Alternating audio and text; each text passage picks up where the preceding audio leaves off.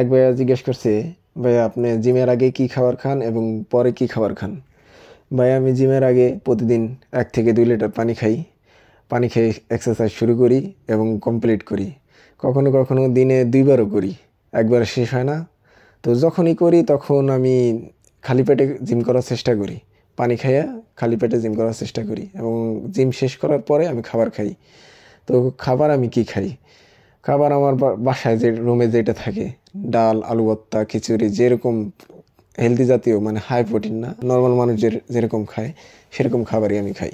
Regular আমি exercise করি, এর জন্য আমার ফিটনেস ভালো থাকে এবং গুড কন্ডিশনে থাকে।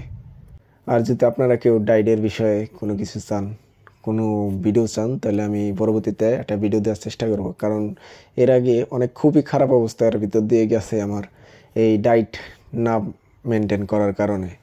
তেল জাতীয়, হাই প্রোটিন জাতীয় খাবার খাইছি, কোনো ডায়েট মেনটেন করি নাই। এই জন্য আমার শরীরে অনেক ফ্যাট বেড়ে গেছিলো। তো তখন আমার এক্সারসাইজ করা অনেক কষ্ট হয়েছে।